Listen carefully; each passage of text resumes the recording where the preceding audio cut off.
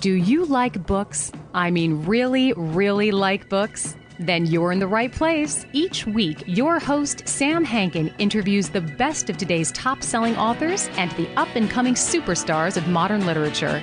This is The Avid Reader. Here is your host, Sam Hankin. Hi, everyone. Welcome to another edition of The Avid Reader, brought to you by Wellington Square Bookshop. Today, we're going to talk with David Conner, whose first book is Oh God, the Sun Goes. It's published today, whatever today is, August 1st. You may be listening to it on a later date. It's published by Melville House, which is an incredible publishing house. They do all kinds of great work. And also, I should mention, David's going to be down at A Novel Idea, which is a great bookstore on Passyunk. I think it's 1726 East Passyunk. And that's on Sunday, August 6th, starts at 4 p.m.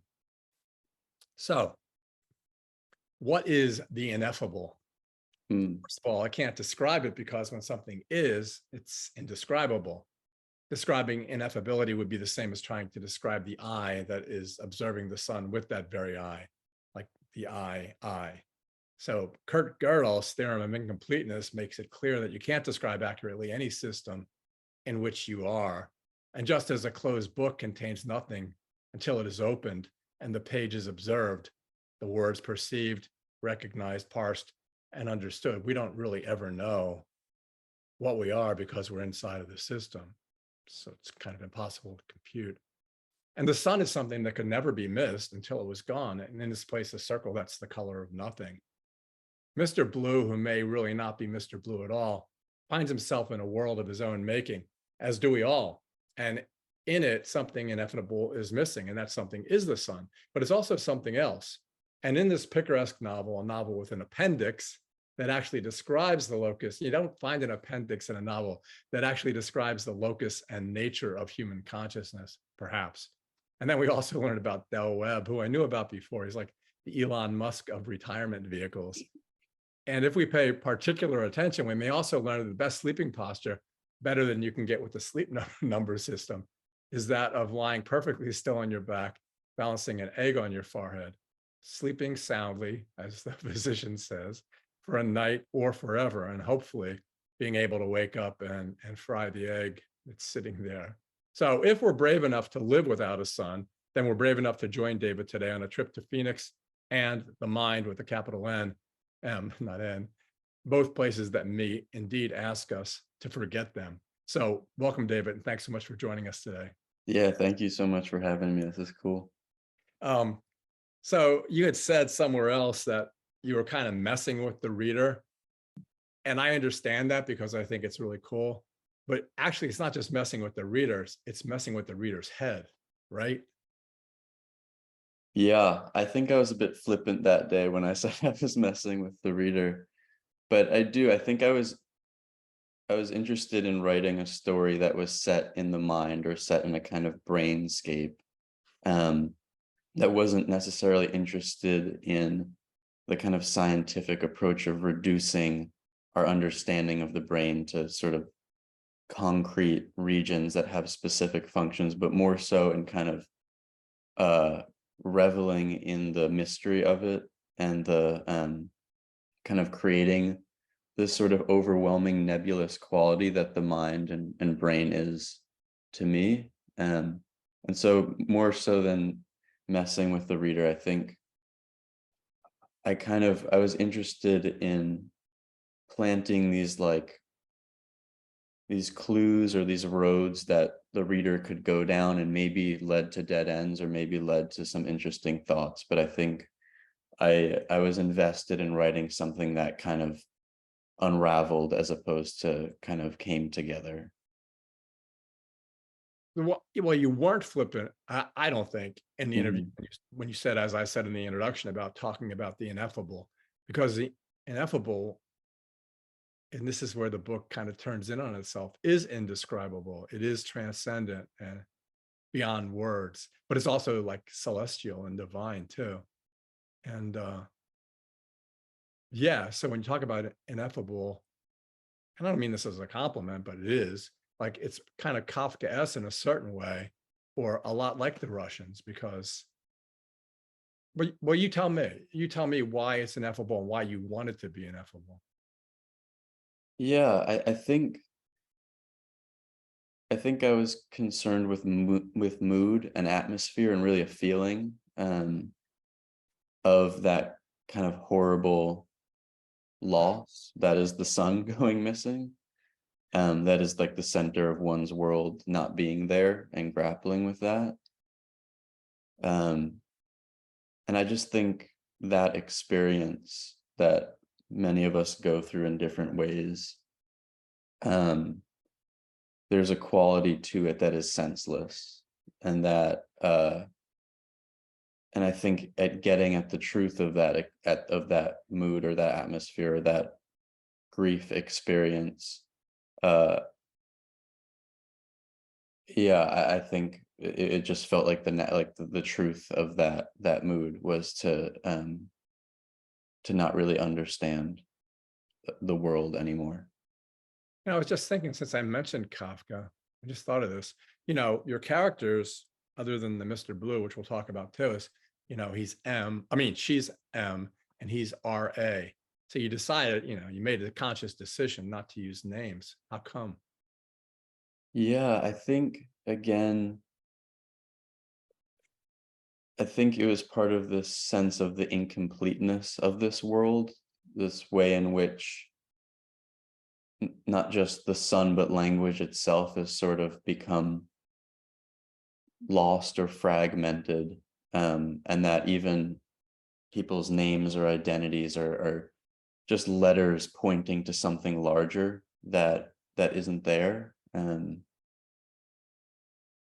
Yeah, and I think also there's something about like letters that feel like kind of basic, or just the letter M is the sort of, and like it's one of the first letters that kids learn, I think. um and there's something about that kind of childlike grasping for language that felt important to this story.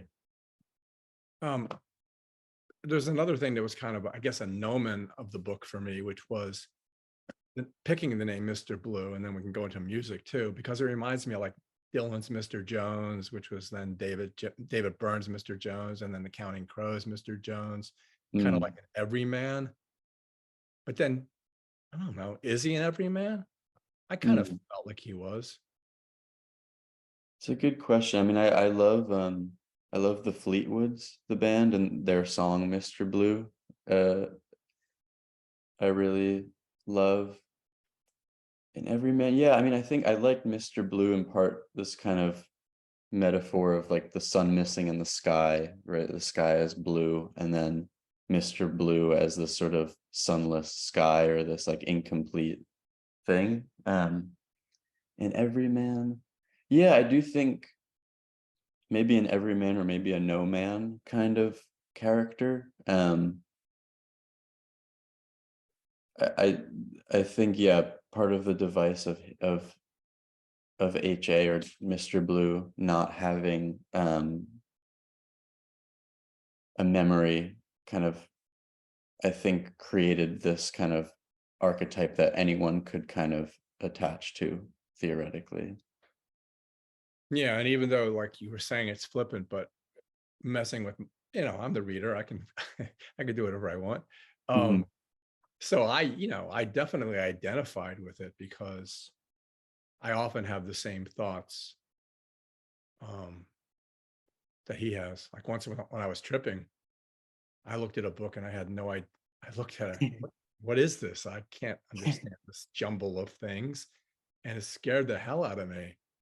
But yeah, there were many times during the book that I felt as if I was him, and I guess that's one of the Mm, marks of a really good book, because just like everything else, you're inside of it. that's right. Did you feel messed with when you were reading it? Twists and turns. Yeah, I don't want to do spoilers. It's actually a good book for not doing spoilers, because there really aren't any, except for like one thing. Yeah, one Yeah, thing. that one thing. Yeah, it's just one thing, which I won't even talk about. But yeah, that I went, oh, oh, no, okay. And then it became, like then became romantic, and Mhm. romantic in a way that many of us can feel. Mm. It's happened to. Mm. So yes, but I guess I don't know. You were flippant. Maybe I'm being flippant too. I think the books I like are the ones that mess with your head, because otherwise you're just reading, trash. I mean, the books on my front table are all, Colleen Hoover, or books that are like, which you don't even know, but they're just Mm. books that people like to read at the beach. That's why they're beach reads, or chick lit or something like that. I shouldn't be saying all this. But anyway, yeah. So I would much rather have a book where at the end close the book, the letters aren't there anymore, and you're still thinking about it, which I guess you had that in mind too. That's yeah, I like that too. Uh, I think my least favorite kind of book is one that traps you in it. I'd much rather something kind of unravel you and leave you foggy than like a kind of overdetermined narrative that tells you the world is horrible or that the world is all good or yeah, I think tend to be allergic to fiction uh that kind of traps you in in what it's trying to do to you. Yeah, it's like a lot of books, most of them actually are boxes, like you say, trapping. It's like when the book is over, that's it. You've been inside the book, or maybe you've been inside the book. There's nowhere to go afterwards. It's just four walls, or a little box, like you said. But some people like it. They like it box, wrapping paper, a ribbon, and then they're done and they've accomplished what they're supposed to do. Yeah, and that's the weird thing about, I mean, this is the first book that I'm putting into the world. Uh and it's, I don't know, it's scary for it to be like, for people to read it with all different aesthetics that aren't uh necessarily my own. And I think I'm used to sharing my writing with generally like-minded readers aesthetically. So it's interesting putting it out there and you know learning what different readers are like. I mean, I guess so you run a bookstore, you must have a sense of what readers are like at this point. Yeah, I mean, my demographic is all over the place, but I also have used books, and I've said this many times. I have book ladders, which I always wanted. I have a book ladder in my library here. Mm, And so when some kid like climbs up the ladder and he's looking for something, he finds it, but then he also sees the book on either side of the book he's looking for. mm, And that's what I really like, because it's one of those that could, like, which it did for me, change everything, whether it's Dostoevsky or even like Ayn Rand, mm. whatever you think of her, it's still something that all of a sudden it changes your life, right? It does. With me, like, it was science fiction guys like Robert Heinlein, which reminds me of a story he wrote called um, The Year of the Jackpot, which you should read because it's a lot like this. And another one, like your book, is called I Am the Cheese by Robert Cormier, which is a young Okay. adult book, but it's really good. But anyway, and answering your question, yeah, there's lots and lots of different readers, and I'm attracted to some. And I have the luxury of saying, don't buy this book, it sucks. Right. Yeah, So how often do you whip out that line? I don't know. The staff hates it, obviously. So whenever I go in there in order to insult and irritate people. And if they're really irritating, telling them to leave my bookstore, I'll give them $20 if they leave. I can do all kinds of stuff like that. All right, let's go back to selling your book, I guess. Yeah. So, so Sun City, which before I was, my brothers and I are in the building business, and we actually built a 55 and up retirement, a 55 and up place where you have all these amenities like shuffleboard and that kind of stuff. Oh Um, well. but anyway, so Del Webb started all of that. He was the guy who started all of it. He figures in your book in a big way. And so we talked about this a little bit before we started. But Sun City, especially the fact that the concentric aspect of it Mhm. goes to the fact that there's really cool maps in the book. But what is it about Sun City that made you decide, other than the fact that it contains the word sun? Mm. Yeah, well, I mean, I lived in Southern California for about 8 years, and I spent a lot of time in the Southwest in Arizona and New Mexico. And I think coming from the East Coast, it was like very alien to me. And particularly these sort of like housing developments that seem so kind of out of place, or kind of, Sun City as this kind of utopic retirement community with green lawns and man-made lakes and whatnot. And there was something about those towns and cities seeming so kind of divorced from where they were located, and particularly divorced from like the history of where they were located. Um, I find often in the Southwest, there's like, because it's the desert and because of its history, there's this real presence of absence.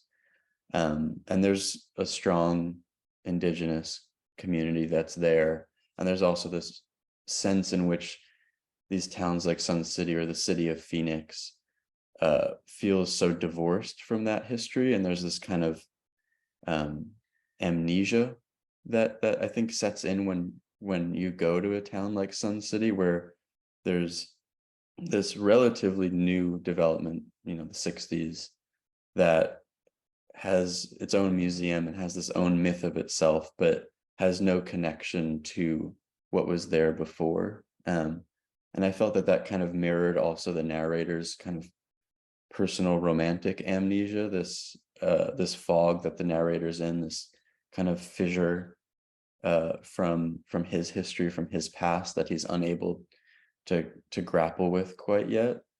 And so I felt like there was something about a painful past that one is not facing, that felt both relevant to the narrator as well as to that region and the sorts of cities that are there, such as Sun City, which feels like such a dream to be in. I don't know. Have you visited a Sun City before?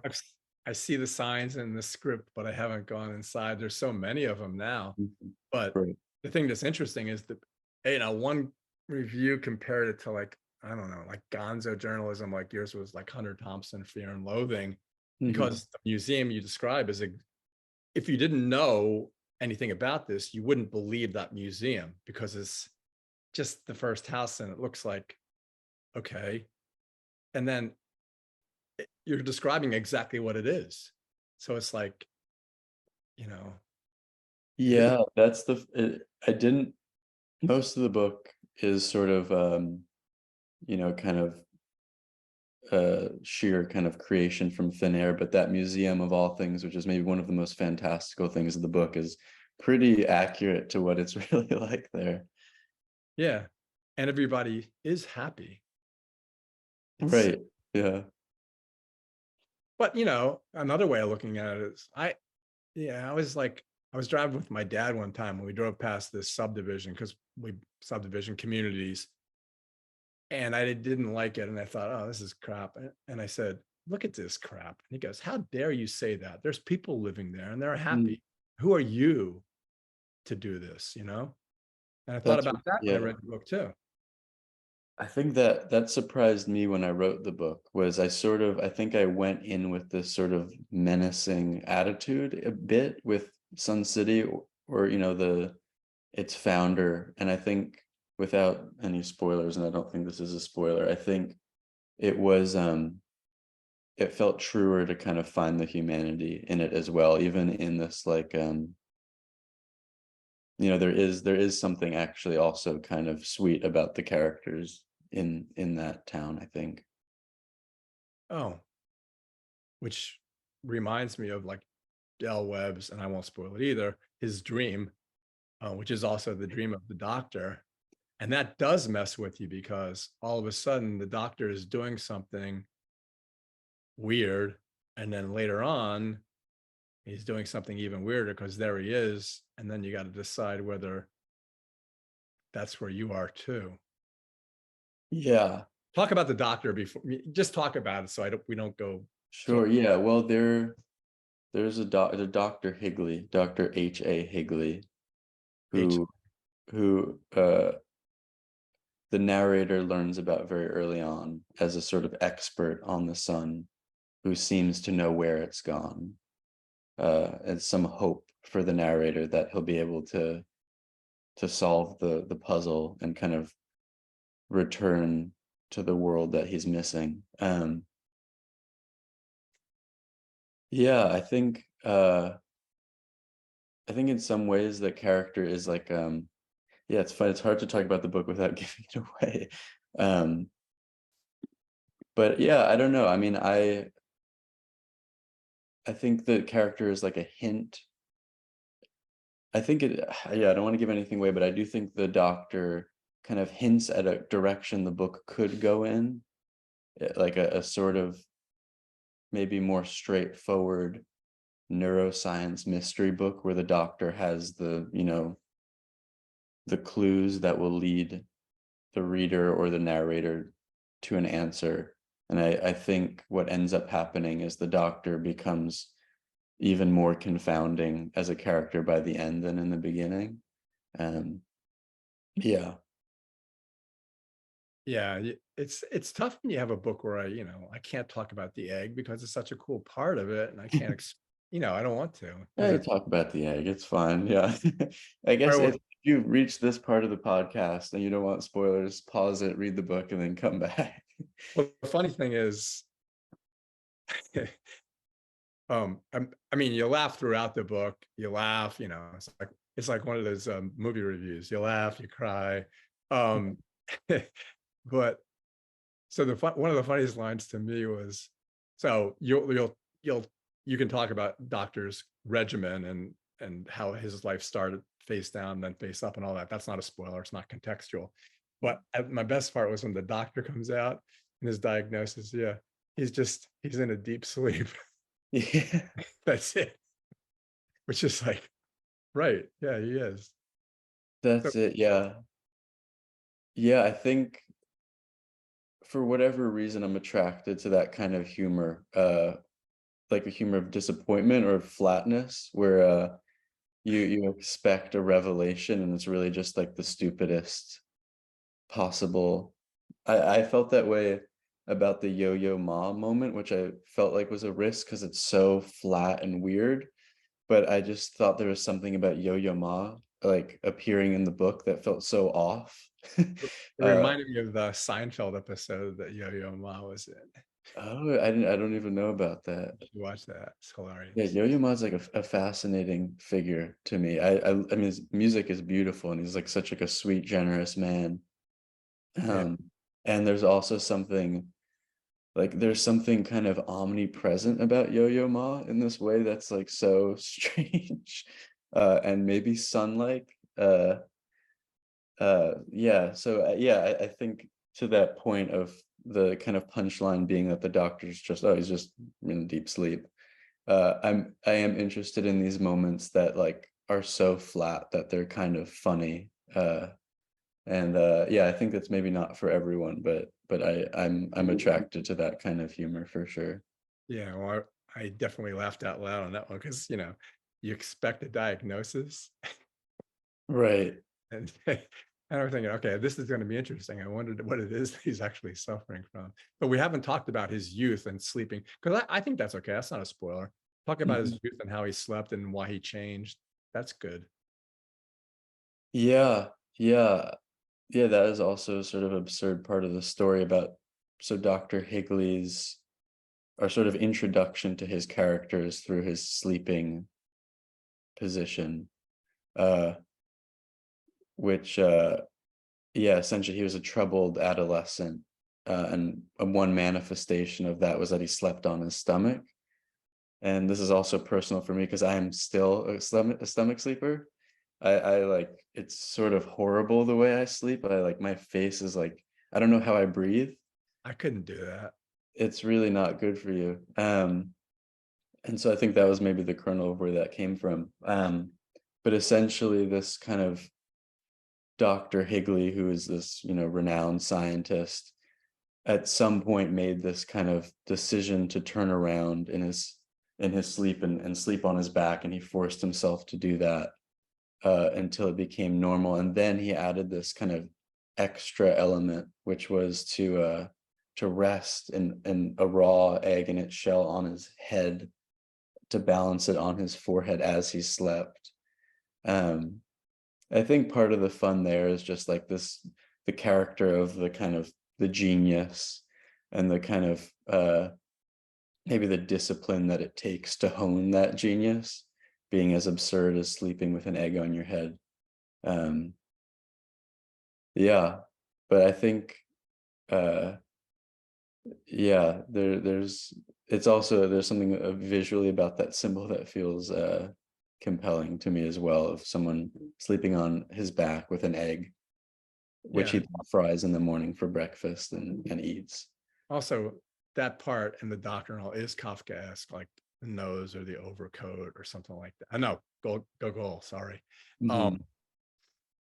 But yeah, it's like at first you go, well, that's really stupid, like an egg on his head, because it's not going to balance. And then I started thinking, ooh, I hope it doesn't fall off. I was worried that it was going to fall off. And then his wife is so like, again, like the Russians, his wife is so matter of fact about it. It's not like a big deal.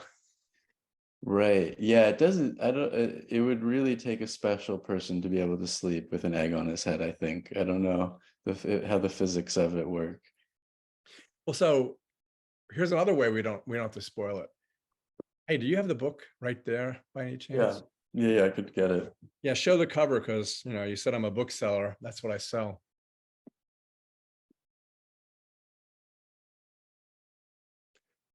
Yeah, it's a really cool cover because it really gives an idea of absence. So did you Mhm.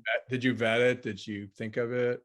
How did that work? Oh, and I it's mean, it was really Bestie Dogan who does that at Melville House. I had some ideas. I liked the idea of something holographic, which comes into play in one of the chapters in the book. There's a book in the book that has a kind of circular foil.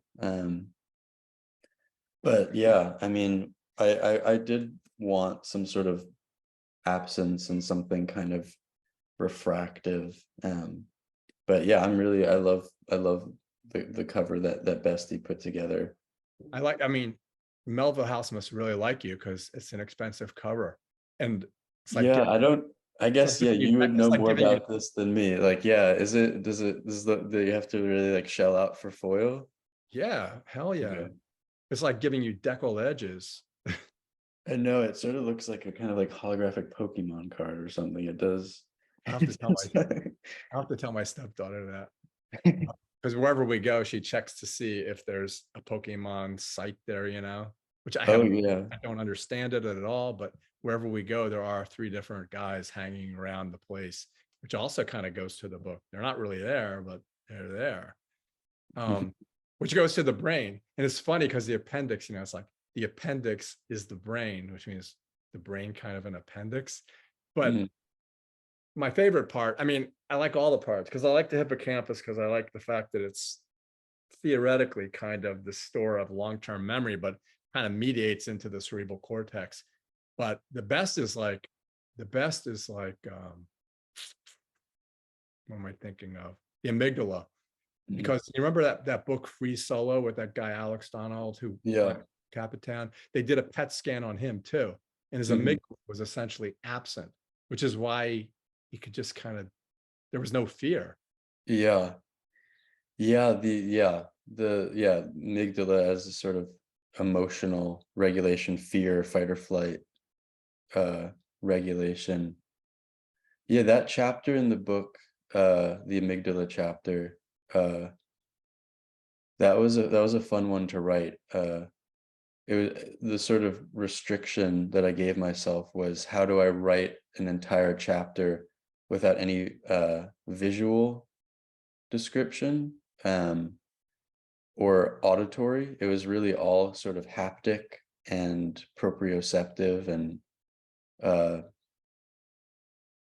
located within organs. And um, That was fun to write because what ultimately happened was the language became quite sonic, I thought, and made sense on this kind of bodily level. And it kind of, I think it's maybe the least narrative part of the book, and it's just kind of, I think, trying to get into the amygdala, that like region of feeling. Uh, but yeah, and then in the appendix at the end is sort of for those who want it, and maybe not everyone wants the appendix, but uh, if anyone ever feels lost, it's a good place to jump to, I think. Yeah, it is interesting though. You don't often see that in a novel, right? Yeah, it's weird. I wrote a weird novel. Yeah, there's like and I like it for that. I mean, I think there's something loose and foggy and fuzzy about it. There's an appendix that's just hanging off the end of it. Uh, it's a weird novel, and I like it for that reason. I think the structure is I think there's a shape to it, but it's like a very kind of fuzzy one that I think also doubles the narrator's mindset. Like the narrator is sort of in this fugue, and I think there's a similar kind of shapelessness to the book as well, which was kind of fun to write. Another way we can get around spoilers is by talking about the maps at the beginning of the chapters, because first starts out as the city and then switches to the mind. And then what about the guys in the right hand lower corner, which I will not talk about what they are, Yeah. because at first I looked at it and I go, okay, this is like a river or something like that. And then I go, oh no, it's not. Yeah. Yeah. I mean, I I wanted to avoid the sort of magic school bus approach of like, okay, like we have shrunken down and we're in a brain now, which is fun, but maybe not for this book. Um, and so for me, the maps and even just the treatment of the world and the mind, or the world and the brain, was less interested in kind of shrinking down and going inside, and more this like kind of cross fading of topography and neuroanatomy, and this kind of constant sense in which we're in both and once. We're both in a brain, and we're in Arizona, and we're in a mind, and we're also in this narrative. And so yeah, the illustrations, I think, point to that, to this like topography of the brain or of a city, and the way in which it's not really a one-to-one, and that we're kind of moving back and forth and in both uh, at several points in the book. The most disquieting thing in the book for me was the beginning and the end. Mm-hmm. I won't spoil, but like Tom and Pete, I'm like, Mm-hmm. okay, all right, especially at the end. So where did they come Yeah. from? What about it was disquieting? I'm curious. Well, you got eggs, both sides, but it's because I didn't understand why they were there at first. And then I kind of made a decision about why they were there. And now that we're talking, I'm not sure again as to why Mm-hmm. they're there. Yeah. I mean, I think for me at least, I think Tom and Pete point to a subjectivity, or to a world that's like outside of the rather solipsistic one that we're in.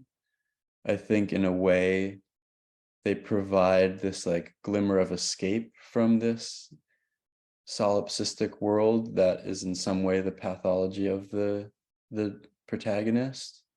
Um, and so I think in a way, yeah, I think what they do in some sense is just point to other characters, other worlds, other subjectivities with, that, yeah. So they're there in the beginning, and then we leave them, and they come back. And I think, for me, it's just sort of a way out. It's like a kind of escape hatch for the story. It's something that is in the story, but is also outside of the story. And the way the story ends too, without, it's not really a spoiler, but it kind of veers off into another story. That felt good. Like, it felt good to leave this world and embark on another one, as a reminder that you know, we're not stuck in just this one story. The thing about that was really interesting was if they were just sitting there at the counter eating eggs and joking around and going to the jukebox, yeah. But their relationship, what they were doing, especially in today's world, Mm-hmm. in our country right now, Mm-hmm. Mm-hmm. could be interpreted in so many different ways because, you know, there's no civil discourse and there's a bifurcation. Yeah. You even talked in that interview about it with that guy, the professor who you said would be a really good candidate for president. But Oh, wait, yeah, we can't go off on that. yeah, we could. Yeah, sure. I don't, yeah. Go ahead. Yeah, I mean,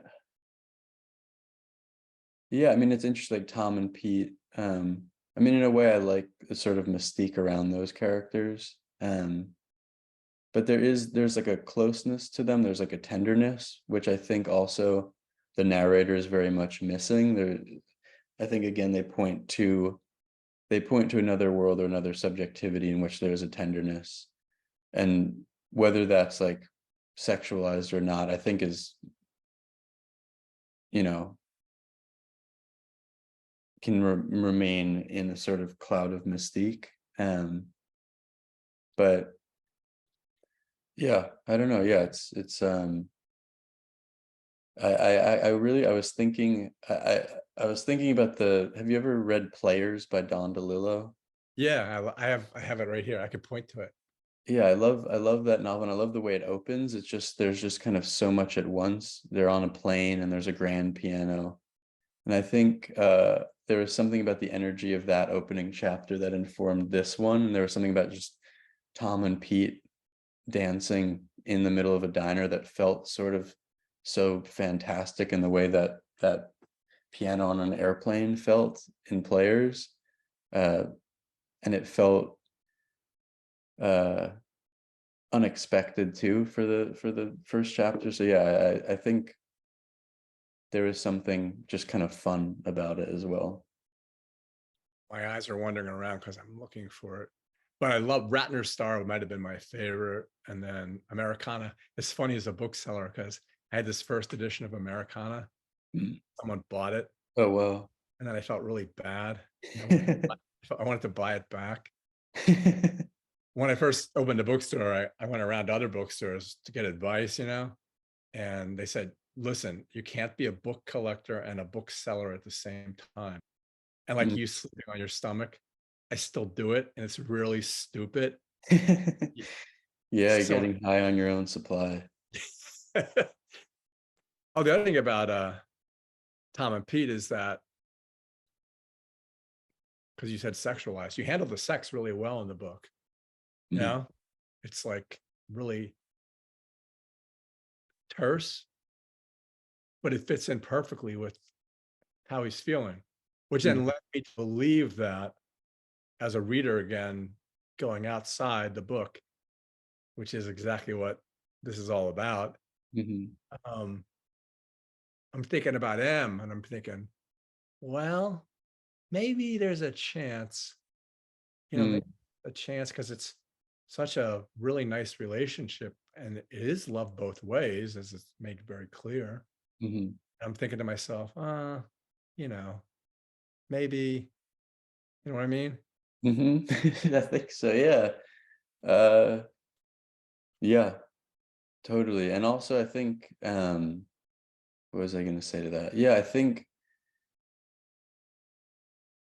I like part of the M as just a letter, uh, allows one to kind of project a lot onto that character, and for that character to take on many forms. And then yeah, as far as the sex in the book goes, um, it felt yeah, especially the first moment, which I won't spoil. It felt really like true to the character. Like there's a sort of alienation that the character is experiencing. There's something kind of sad and pathetic, I think, about, and also real and true, but sad and pathetic, at least about that first instance of sex in the book that I hope feels like that the author is trusting the reader that, okay, we can go there into this kind of sad and pathetic. I mean, it may be hot for some people, and in some ways it is, but it is mostly kind of embarrassing or pathetic. And so I do think that in that moment, it took a lot of trust in the reader to go along with it there. Yeah, it's like under the table, you know. Right. And the other thing that you did in just a few paragraphs is, I know that Emma's a really good person, you know, Mhm. but how do I know that she is? You know, Hmm. I know she's a really good person and she's trying to be as kind as she can. That was well done, because it only, you know, she's not in there really. It's just on the floor. And Yeah. I didn't think there'd be so many spoilers here. I thought, hey, I can talk about this book because it's so I easy. think we're being cryptic enough that by the time someone gets through this, they'll have forgotten what all the spoilers are. Yeah. Yes. But the thing is that you and I are talking and we both read the book and you've written the book, but no one else has. So like, are they going to be really enticed, or are they going to go, what the hell are they doing? I have no clue. I have no clue. Yeah. But it's hard to paint characters. And again, a lot of other authors are good at that, to paint a character in a paragraph and have the reader feel right. Because I'm right about my assessment of her, right? Yeah. I mean, I enjoy kindness in stories. Uh I like when characters are trying to be kind, despite maybe difficult circumstances. Uh there's something sweet about it. I don't know. I think, I mean, so much fiction like hinges on conflict, uh which you need, and disagreement. But yeah, I'm a sucker for characters that are attempting kindness. All right. Well, so I'm going to ask one more question because I could just keep asking them all day, and Mhm. no one's going to listen to an hour and an hour of this. Maybe Sure, they will. yeah. But like Dell, again, in just a couple of paragraphs, the thing about Dell that struck me is like, he's really enthusiastic, you know? Hmm. That's how he must have been anyway, especially Yeah. with his big goal, which that is a spoiler. And Dr. Higley's big goal is to do something that's impossible. But then you think, wait a minute. Yeah, that's the other thing. You think, wait a minute, like maybe you could do that. No, that's right. Yeah. Yeah, Dell was funny. I mean, I think originally, and in some ways he still is, I was thinking, okay, he's the villain of the story.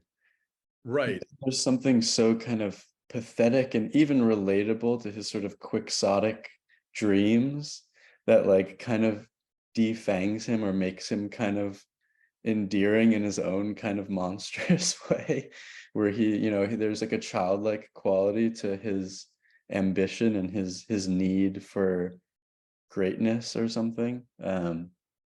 Yeah, so I think even Del Webb kind of uh is pathetic and kind of humbled in the book. Yeah, but he's likable. He's likable, Hmm. I think, because he has all this enthusiasm. And that's compelling. Hmm. But when you said quixotic, it's because I don't think I said it in the introduction, but it really is kind of a picaresque novel, which is Hmm. strange because it's interior, but he's traveling. He travels all over. And Yeah, totally. he's driving just like Don Quixote and Sancho Panza are riding, or in Candide. same thing. Totally. Yeah. I think for as sort of nebulous and strange and in some ways experimental the book is, I mean, it's a present tense novel. It's Yeah, first lyrical, person novel. first person. You know, it's strange in many ways, but it also, I think, points at, you know, really old storytelling tropes as well. Okay, I guess that's enough. Yeah. I mean, I really could go on because, you know, it's when you like a book that much, it's just fun. You know, like when I give it to my friends and, oh yeah, I can put it on the table today. I'm allowed to, otherwise it would be yeah. illegal. Like, Right. Yeah. You get in trouble if you put it out early, right? yeah, remember mattresses do not remove under penalty of law. Do you remember? Okay. No. You're too young. So when you used to buy a mattress, there was a little tag that said, "Do not remove under penalty of law." And my brother and I would always rip this. We thought we were going to get arrested. That's Yeah, yeah. You get a box and it says, "Do not open before," like with Harry Potter books. But yeah, I don't really care. I put them out there. I don't know if yeah. I've seen it. I've seen them out. I'm not going to tattle on any stores, but I've seen them out early. Yeah. Okay. Well, like I said, you're going to be downtown on the 6th on Passayunk. Novel idea. So, yeah, perhaps we can talk while you're in Philadelphia. I would love to. And thanks so much for being here and for writing the book. I'd love to do that too. Yeah. Thanks so much for having me on. Yeah. I feel like we didn't spoil too much today. No, we were good. We were good. I think we were good. Yeah. All right. I'll talk to you soon then. Sounds good. Yeah. Thanks so much. You're welcome.